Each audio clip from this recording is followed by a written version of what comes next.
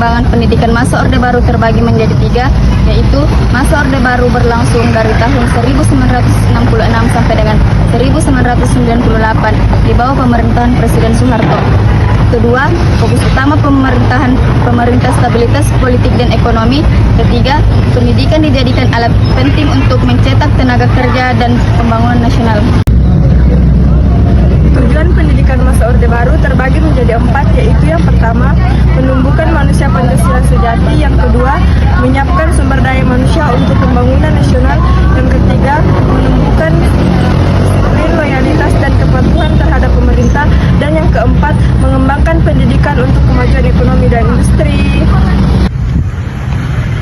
Kebijakan pendidikan ada empat, yaitu yang pertama, wajib belajar 6 tahun 1984, setiap anak wajib menyelesaikan sekolah dasar. Yang kedua yaitu Impres Sekolah Dasar, Instruksi Presiden Pembangunan Sekolah Dasar di seluruh Indonesia. Yang ketiga yaitu peningkatan mutu guru melalui program SPG dan PGSD. Yang keempat terakhir yaitu kurikulum 1975 dan 1984 menekankan pada efisiensi dan relevansi pendidikan. Pendidikan pada masa Orde Baru memiliki empat ciri-ciri. Yang pertama, sentralisasi sistem pendidikan.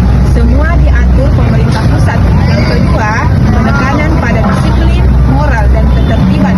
Yang ketiga, pendidikan diarahkan untuk mendukung pembangunan ekonomi. Dan yang terakhir, indoktrinasi. Yang empat, pedoman, penghayatan, dan pengalaman Pancasila di sekolah.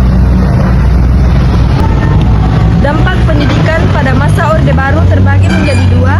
Yang pertama, dampak positif dan dampak negatif. Dampak positif terbagi menjadi empat. Yang pertama, akses pendidikan meningkat terutama di sekolah dasar. Yang kedua, banyak sekolah dan universitas baru yang baru dibangun. Yang ketiga, angka melek huruf meningkat. Yang keempat, pendidikan menjadi faktor penting dalam pertumbuhan ekonomi sosial. Dampak negatif terbagi menjadi empat. Yang pertama, pendidikan terlalu terpusat dan bersifat indoktrinatif. Kedua, kurang berpikir dan kreativitas siswa.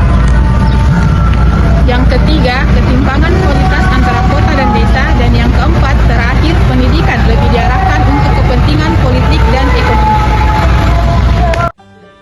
Pendidikan masa Orde Baru berperan penting dalam pembangunan bangsa. Namun, kebijakan yang terlalu terpusat membuat kreativitas dan kebebasan berpikir terlambat. Pengalaman masa Orde Baru menjadi pembelajaran penting bagi sistem pendidikan Indonesia saat ini.